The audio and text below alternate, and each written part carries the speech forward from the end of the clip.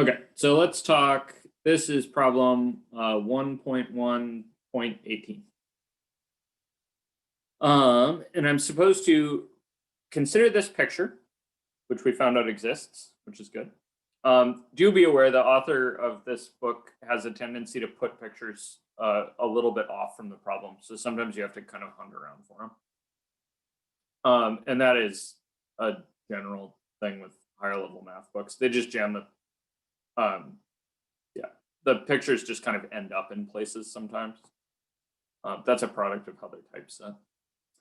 Okay, so if I have scalars C that are between 0 and 1 and scalars D that are also between 0 and 1, I'm supposed to shade in all the combinations of CV plus DW. And I have V here and W here. So let me start with the corners of CV plus DW. What is the smallest CV plus DW is going to get? 0. 0. Okay. So that is the 0 vector down there. Okay. What is the most V word that CV plus DW is going to get?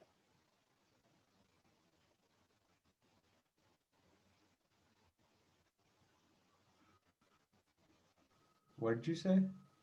What's the most V word? So in the most in the V direction that this thing can get. It would be twice as long as that V, right? Oh wait, no. That's just normal V, so it would just be that. Yeah, I think so between 0 and 1 for C, right? That's the kind of driving the V part. So the most that ever gets is when we're talking C is 1 and D is 0. So that's V. So this is kind of another corner here. The most in the W direction this thing ever gets is when it's D is 1 and C is 0. So that's over here. And then what's the furthest from 0 this thing ever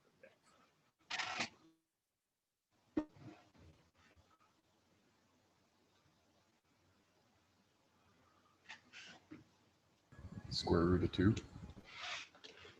Oh yeah, I'm not really sure. They didn't tell me how long V and W were, and they also didn't really tell me how much they point in the same direction. That is completely my bad.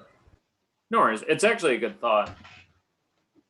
There's a thing called the parallelogram law that kind of deals with that question. But in this case, I think the furthest I can get from 0 is by going out V and then also out W, right? Yeah.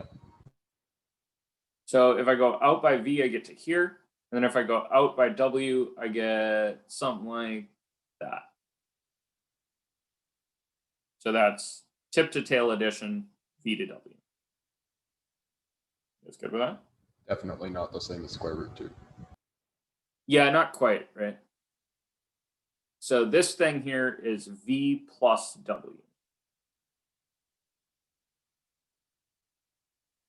And you guys see how half that thing is this U vector they've got here? That's presumably from one of the other problems. And then the other side of that would be if I thought about it as W plus V instead of V plus W. So if I did W first and then went out V, I would get this vector here. Or get this picture at least here. The vector I get is V plus W again. You guys all see that? So now I'm kind of left wondering, where do I shade in? Well, they clued me in that U is in there, right? Because U is when C is a half and D is a half. So what region should I be shading in here? Isn't it just the whole parallelogram? Yeah, it'll be the whole thing. Because you can go out part of V, right? So part of V would be something like this. Not the whole way, right? You could go at most the whole way. But you could go part of V and then part of W, right? So like here's maybe 2/3-ish of W. So this is like a third V and then 2/3 W would get you to here. You see that? I think if I thought about this, I could think about varying that second length, right? So I'd set C to something like a third.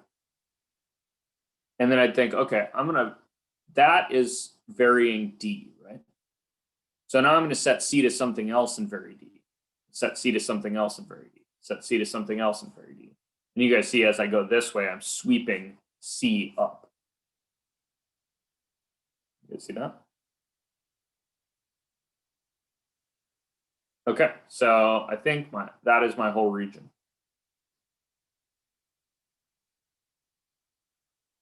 You guys with me? Okay, cool. Any other questions on 1.1, number 18?